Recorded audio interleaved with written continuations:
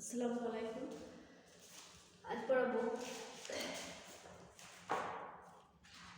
আমার গণিত বইটা।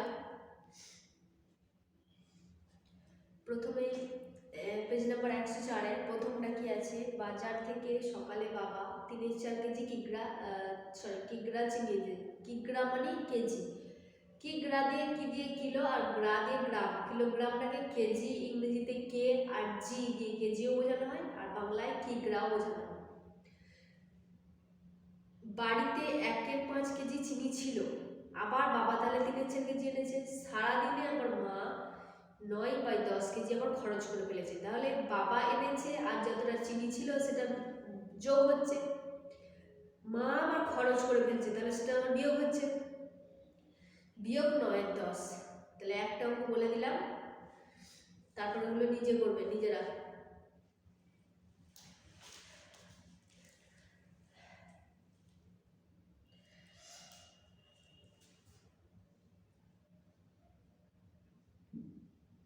এখান থেকে একটা ব্র্যাকেট দিয়ে দিলে, তারপর এবার যেটা মা খরচ করছে সেটা হচ্ছে 9/10। তাহলে এখান থেকে একটা ব্র্যাকেট দিয়ে দিলে সেইটা থেকে খরচ করছে মা 9/10, বাইরে কিগ্রা। নিজেরা সমাধান করবে। চৌবাচ্চায় 3-8 লিটার জল ছিল, সেখান থেকে আবার 8-25 লিটার জল খরচ হয়ে গেছে। তাহলে এইখান থেকে এটুকু কি হচ্ছে সেটা একটা ব্র্যাকেট দিয়ে দেবে, যোগ হচ্ছে না বিয়োগ হচ্ছে না ভাগ হচ্ছে না গুণ হচ্ছে দেখবে। আমি বালতি করে আবার চৌবাচ্চায় জল ঢাললাম, আবার বেড়ে গেল জলটা, তাহলে এটার ক্ষেত্রে আবার কি হবে সেটা ব্র্যাকেটের বাইরে যোগ বা বিয়োগ বা গুণ বা ভাগ যা হবে লিখবে। চৌবাচ্চায় এখন কত লিটার জল রয়েছে। 3টা শিবু রামু প্রথম দিনে বাগানের 8-9 অংশ ও 1-18 অংশ পরিষ্কার করেছে। পরের দিন পলি ও মিলি করেছে 11-24 আর 1-6 অংশ পরিষ্কার করেছে। শিবু ও রামু প্রথম দিনে পরের দিন থেকে, পরের দিনে কারা পলিমিলিটা করেছে, তাহলে পরের দিনে পলিমিলিদের চেয়ে কতটা কম করেছে না কতটা বেশি করেছে। দেখো শিবু রামু কতটা পরিষ্কার করেছে, তাহলে শিবু আর রামুকে যোগ করতে হবে, মোট কতটা করেছে। পলি আর মিলি কতটা করেছে তা মোট করতে হবে, দিয়ে যোগ করলে, যোগ করার পর বলেছে শিবু রামু বেশি না পলি মিলিটা বেশি, বা কতদিন বেশি, কতটা কাজ বেশি।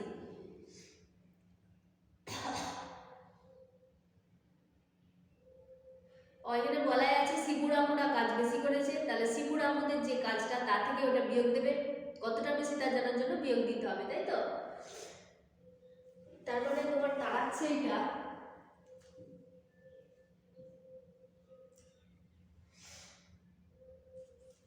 8-9 আর 1-18 যোগ করতে হলো। শিবু রামুরা বেশি করেছে তাহলে এইটা থেকে বিয়োগ দেব এই পলিমিলিদেরটা। পলিমিলিরা কত করেছে 11/24 প্লাস 1/6।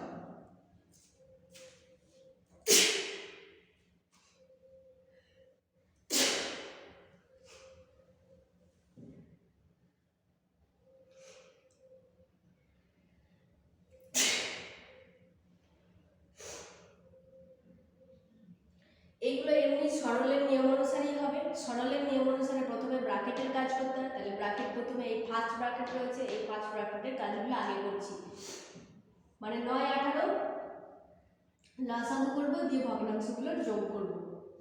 9-18 যদি লসাগু করা হয় 3-3 9 3-6-18, আবার 3 নামতে যাবে 3-1 3 3 2 6, অতএব লসাগু সমান 3 গুণ 3 গুণ 1 গুণ 2, 3-3 9 9-1 9 9 18, 18 পাওয়া গেল। 9 এর সঙ্গে কত গুণ করে 18 হয়েছে 2 গুণ করে, তাহলে 8 এর সঙ্গে 2 গুণ করে 8 গুণে 16 যোগ আছে যোগ, 18 এর সঙ্গে 1 গুণ করে 18, 1 এর সঙ্গে 1 গুণ করে 1 1 1, একটি মাত্র ভগ্নাংশ তাই ব্র্যাকেট দিতে হচ্ছে না, মাঝখানে মাইনাস। 24 আর 6 লসাগু বের করতে হবে।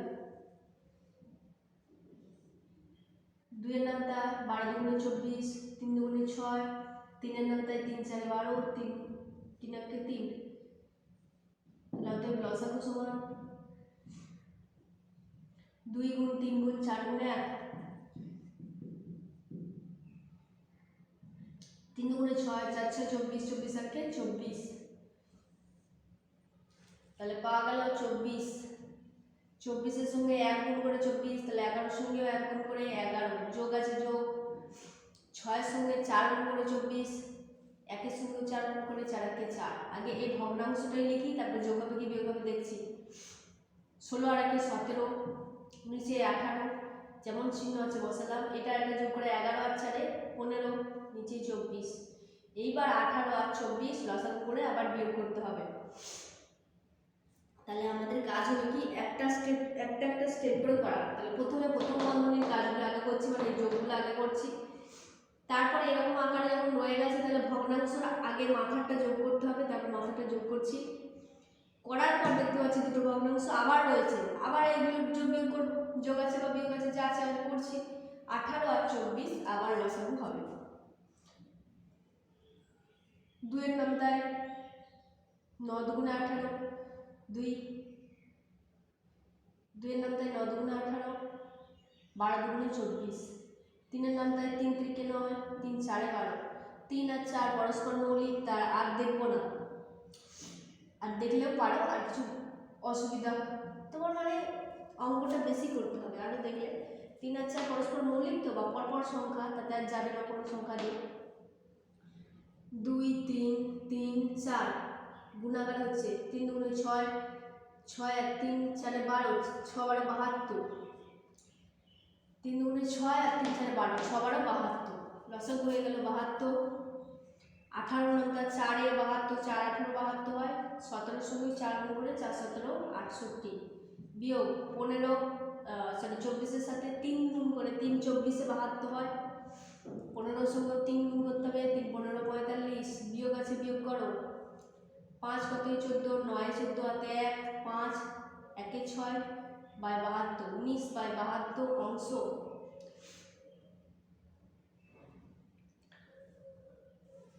এখান থেকে এতটার বাইরে অংশ লিখছো,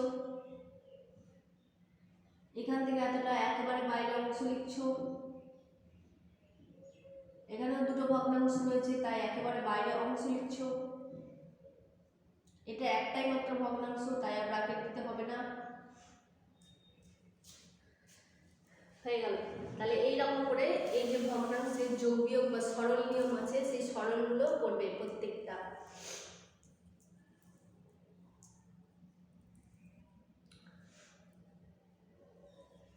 সরলের যে নিয়ম অনুসারে B O D M A S এই অনুযায়ী হবে। ফার্স্টে ব্র্যাকেট, তারপর অফ মানে এর, D division, M multiplication, A addition, S দিয়ে সাবট্রাকশন মানে বিয়োগ। তাহলে তোমাদের কাজ রইল পেজ নাম্বার 104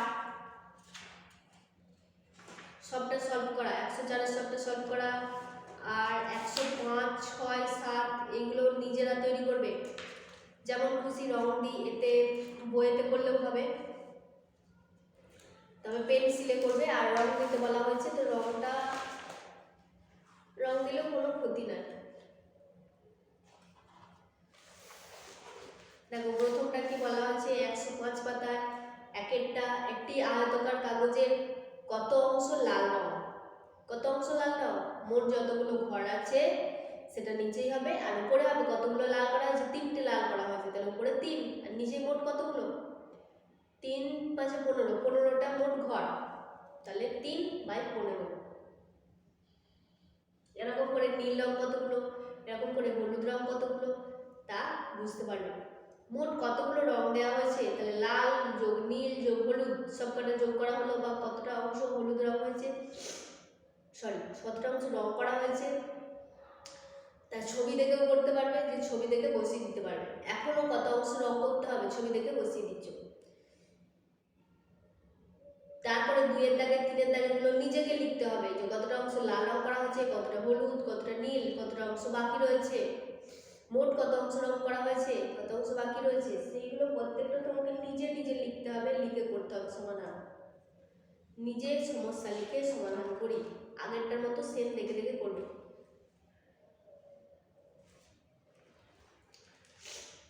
চারের দাগেরটাও তাই, এখানে লাল রং নিয়ে ডোরা কাটা দাগ, একটা হচ্ছে লাল রঙের ডোরা কাটা দাগ, একটা বেগুনি রঙের, আর একটা গোল গোল ছাপ, তাই তো? তাহলে ওই হিসাবে লিখবে যে গোল ছাপ রয়েছে সমান 1 2 3 4 5 6 6 ভাগে সমান 6 ভাগের 1 ভাগ, মানে 1/6 অংশে। ডোরা কাটা নীল দাগ রয়েছে সমান 6 ভাগের 1 ভাগ অংশে, এরকম করে লিখবে। কত অংশ তাহলে কত অংশ পূরণ করা হয়েছে, কত অংশ পূরণ করা হয়নি, সেগুলো সব লিখবে। তারপর 6 আর 7 পেজ নাম্বার 107-এ নিজেরা যেমন খুশি রং দিয়ে তারপর সমাধান করতে হবে। তাহলে নিজেদেরকে যেমন খুশি রং করতে হবে, করার পর সমাধান করতে হবে। যাই হোক, এই বইটা হয়ে গেল, আমার গণিত বইটা হয়ে গেল। তারপর দেখো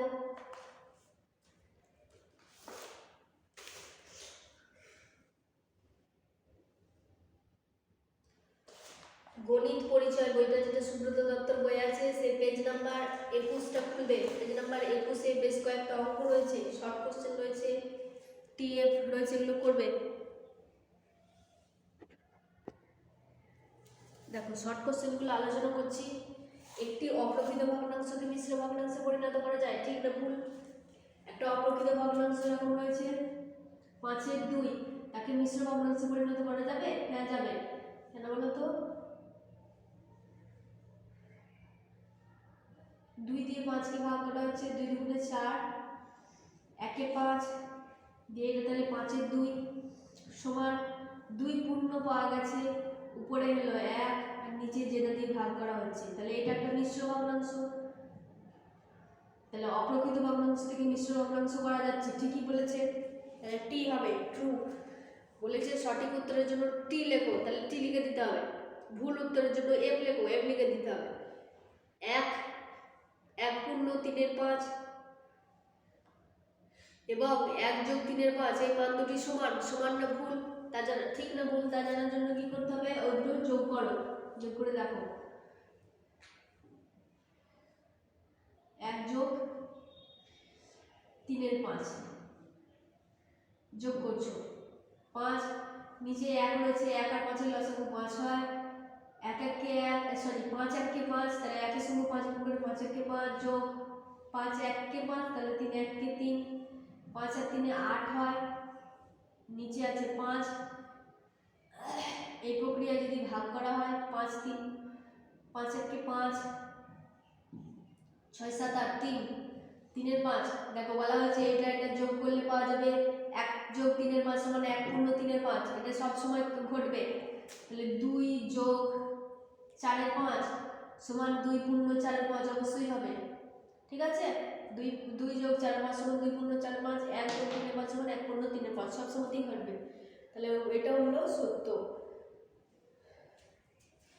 গড়টা কি আছে?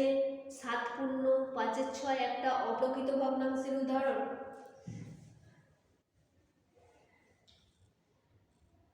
7 পূর্ণ 5-এর 6, এটা দেখতে পাচ্ছ, এটা মিশ্র ভগ্নাংশের রূপ। মিশ্র থেকে অপ্রকৃত নিয়ে যাওয়া যাবে, কি হবে? এটা একটা গুণ হবে, গুণ করে যোগ, 6 7-এ 42 আর 5-এ 47, নিচে হচ্ছে 6। এটা থেকে অপ্রকৃত ভগ্নাংশ নিয়ে যাওয়া যাবে, কিন্তু এটা অপ্রকৃত নয়, এটা মিশ্র আকারই রয়েছে। এটা থেকে নিয়ে যাওয়া যাবে অপ্রকৃততে, কিন্তু এটা মিশ্র। তাহলে এটা কি হবে? ভুল হবে। 7 পূর্ণ 5-এর 6 একটা অপ্রকৃত ভগ্নাংশের উদাহরণ, ভুল, এটা মিশ্র ভগ্নাংশের উদাহরণ। ঘয়ের দাগেরটা কি আছে? 5-এর 8 ও 8-এর 5 ভগ্নাংশ দুটি পরস্পরের অনন্যক। এটা অনন্যক কাকে বলে একটু ভালো করে জেনে রাখবে। অনন্যক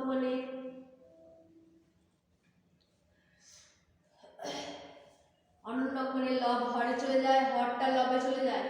তাহলে অনন্যক মানে এখানে যদি বলা হয় 5-এর 8, তার মানে অনন্যক কত? তাহলে লবেরটা হরে চলে যাবে, 5-এর 8 সমান দেবে না, 5-এর 8-এর অনন্যক হলো কি? উপরে 8 চলে গেল, নিচে 5 চলে গেল, তাহলে 5-এর 8-এর অনন্যক হলো 8-এর 5। তাহলে ঠিকই লিখেছে। নোয়ার দাগেরটা কি আছে? 4-এর 5 ভগ্নাংশটি 5-এর 6 ভগ্নাংশের চেয়ে বড়। এটা করে দেখবে 4-এর 5 আর 5-এর 6 ভগ্নাংশটা কোনটা বড়। বড় ছোট বের করার জন্য এরকম করে করবে।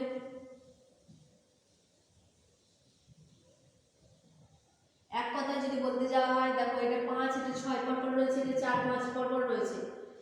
বড় যদি জানতে যাওয়া হয় তাহলে এই 5 এর 6টা বড়, 4 আর 5 পরপর রয়েছে, তবে 5 আর 6 পরপর রয়েছে, তাহলে বোঝা যাচ্ছে না যে কোনটা বড়।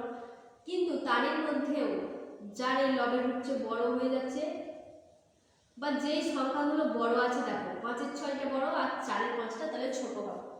এটা মাথায় রাখবে, যখন পরপর সংখ্যা হবে তখনই এটা খাটবে, নাহলে অন্য কোনো সময় এরকম করে দেখতে যেও না। এটা এক নাম্বারের আছে তো ওই জন্যই 1 নাম্বার দিয়েছি, যেহেতু এটা হিসাবে ধরা যায়। আর তাছাড়া এরকম করে কোনো অঙ্ক করবে না, কোনো ভগ্নাংশ বড় কোনো ভগ্নাংশ ছোট তা দেখতে যাবে না, প্রসেস ভুল হয়ে যাবে। লঘিষ্ঠ আকারে প্রকাশ করলে 72/96 ভগ্নাংশটাকে লঘিষ্ঠ আকারে প্রকাশ করলে হয় 3/4। লঘিষ্ঠ আকারে প্রকাশ করবে, করে দেখবে। শূন্যস্থান পূরণ করো। 3 এর 8 এর অনন্যক কত বলে দিয়েছি, একটা বলে দিয়েছি অনন্যক কিরকম জিনিস, তাহলে অনন্যক এবার নিজেরা করবে। আচ্ছা লঘিষ্ঠ আকারটাও করে দিই। 72/96। আমি এখানে বড় বড় সংখ্যা দিয়েও ভাগ করতে পারি। 8 এর নামটা যায়, 8 9 72, 8 1 8 আর 2 16 12। 3 এর নামটা যাবে 3 3 9, 3 4 12, আর কাটাকাটি যাবে না, হয়ে গেল তাহলে 3 এর 4। তাহলে ঠিকই লিখেছে, 72/96 এর লঘিষ্ঠ রূপ হলো 3/4, তাহলে ঠিকই লিখেছে। শূন্যস্থান পূরণ করার ক্ষয়ের দাগেরটা, যদি কোনো ভগ্নাংশের লব ও হর উভয় কি একটি পূর্ণ সংখ্যা দিয়ে গুণ হয়, তাহলে ভগ্নাংশটির মান কি থাকে। আমি বলবো না, এটা নিজেরা করবে, আমি অনেক বলেছি। কোন একটি ভগ্নাংশ 3/4 সমান সমান জিনিস দিয়ে যদি গুণ করা হয়, ভগ্নাংশটার মানটা কি হয়, সমান থাকে। সমান 3 দুগুণে 6 আর 4 দুগুণে 8, মানে 3 এর 4 আর এর মাঝখানে 6 এর 8 সমান হবে না গ্রেটার দ্যান হবে না লেস দ্যান হবে, কোনটা হবে বসাবে। সমানই হবে, কারণ সমতুল্য ভগ্নাংশ তো। একই সংখ্যা দিয়ে যদি গুণ করা হয় বা ভাগ করা হয়, মানটা কিন্তু একই থাকে বা সমান থাকে।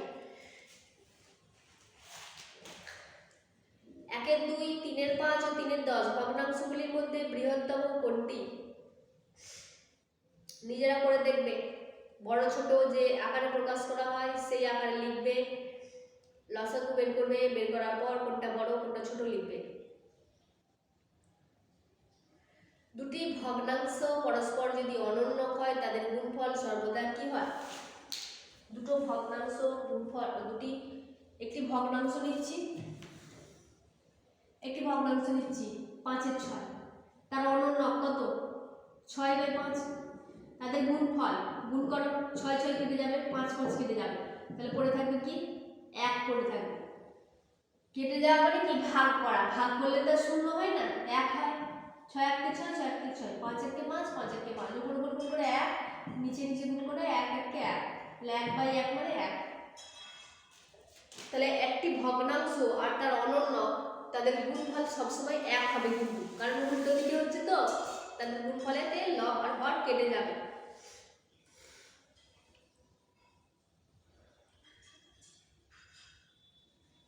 ওয়ানটারটা কি আছে, 1 পূর্ণ 7 এর 8 একটা কি ভগ্নাংশের উদাহরণ, প্রকৃত না অপ্রকৃত না মিশ্র, নিজেরা করবে।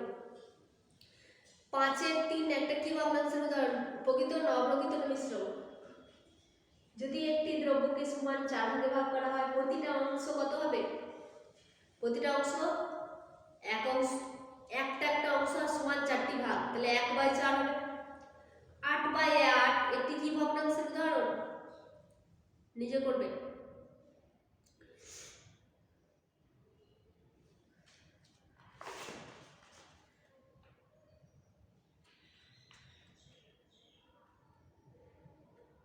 তোমাদের যখন আমার গণিত বইটা পড়ানো হয়েছিল, আমার গণিতে অনন্যক ব্যাপারটা ছিল না, এখানে অনন্যক ব্যাপারটা আছে। তাহলে অনন্যক ব্যাপারটাকে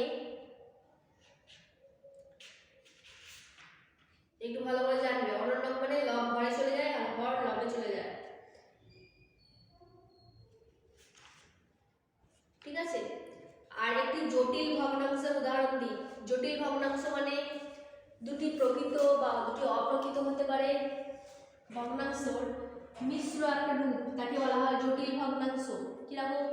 সেটা হতে পারে একটা বর্ণালী, উপরে 1 রয়েছে, নিচে আবার 2 এর 3, 1 রয়েছে আবার এখানে 2 এর 3, তাহলে এটা একটা জটিল ভগ্নাংশ, বড় জটিল। আর একটা কিরকম হতে পারে?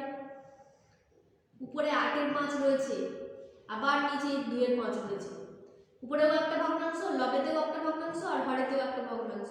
উপরে এই যে লবেতে একটা পূর্ণ সংখ্যা, কিন্তু এখানে হরেতে একটা ভগ্নাংশ, তাহলে এইগুলোকে বলা হয় জটিল ভগ্নাংশ।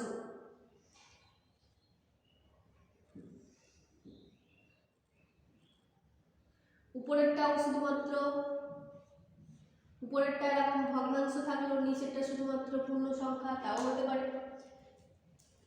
ঠিক আছে, এগুলোকে বলা হয় জটিল ভগ্নাংশ। জটিল ভগ্নাংশের উদাহরণ করতে পারে, বা এরকম একটা উদাহরণ দিয়ে দিল, দিয়ে বললো যে এটা কোন ভগ্নাংশ লেখো।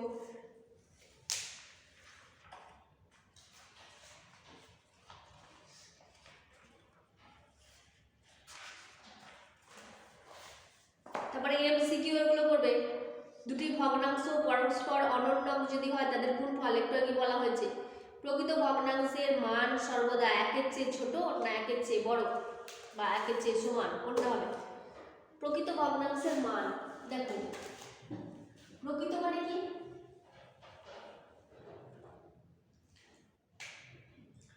প্রকৃত মানে উপরেরটা ছোট 3, নিচে 5, উপরেরটা ছোট নিচেটা বড়।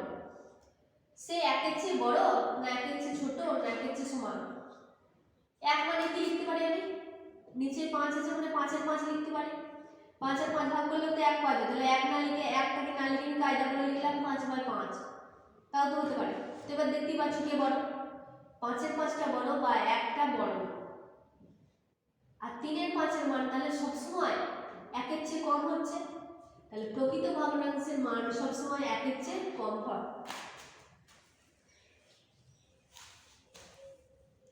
ভগ্নাংশের সরল করার জন্য বন্ধনীর যে প্রক্রিয়াটি বন্ধনীর কাজের ঠিক পরে করা হয়, এটা ভগ্নাংশের সরল না হলেও এমনি সরল করার সময়তেও হয়। এমনি সরল বা ভগ্নাংশের সরল যাই বলো না কেন, ব্র্যাকেটের পরে কোন কাজটা করা হয় সেটা লিখবে। যদি কোনো ভগ্নাংশের লব ও হর উভয় পূর্ণ সংখ্যা হয়, তাহলে সেই ভগ্নাংশটি একটি কি ভগ্নাংশ? সরল ভগ্নাংশ। লব এবং হরেতে, এই যে লবেতেও একটা পূর্ণ সংখ্যা, একটা হরেতেও পূর্ণ সংখ্যা, 3 একটা পূর্ণ সংখ্যা, 5 একটা পূর্ণ সংখ্যা, তাহলে এটা একটা সরল ভগ্নাংশ। জটিল ভগ্নাংশ কোনগুলো? এইগুলোতেও একটা ভগ্নাংশ রয়েছে, আবার এখানে একটা ভগ্নাংশ রয়েছে, লবেতে হরেতে, বা লবেতে একটা রয়েছে হরেতে নেই, এরকম থাকলে সেগুলোকে বলা হয় জটিল ভগ্নাংশ, কিন্তু এটা সরল ভগ্নাংশ।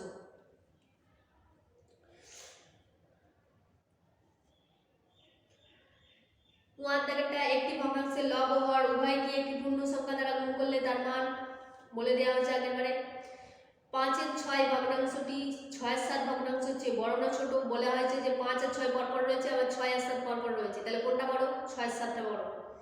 5 আর 6 পরপর রয়েছে, আবার 6 আর 7 পরপর রয়েছে, তাহলে পরপর দুটো সংখ্যা যখন লব হর হয় তখন এই 6 আর 7টাই বড় হয়, যেটা বড় হয় সেটাই বড় হয়। মানে এখানে যেটা দেখা যাচ্ছে যে বড় মতো সেটাই বড় হচ্ছে। 6 দাগেরটা 1/2 আর 2/3 ভগ্নাংশের সরলতম মান যোগ করবে, যোগ করার পর বসাবে। 5 পূর্ণ 2 এর 3 এবং 5 যোগ 2 এর 3 দুটোর মধ্যে সম্পর্ক কি? দুটোই সমান, আগের ক্ষেত্রে বলে দিয়েছি দুটোর মান কিন্তু সমান। মিশ্র ভগ্নাংশের মান সর্বদা 1 এর চেয়ে বড়, মিশ্র আর অপ্রকৃত ভগ্নাংশের মান সর্বদা 1 এর চেয়ে বড়। প্রকৃত ভগ্নাংশের মান সবসময় 1 এর চেয়ে ছোট হলো, অপ্রকৃত ভগ্নাংশের মানও 1 এর থেকে বড়, আর মিশ্র ভগ্নাংশের মানও 1 এর থেকে বড়। তাহলে এই কটা আমাকে করে দেখাবে।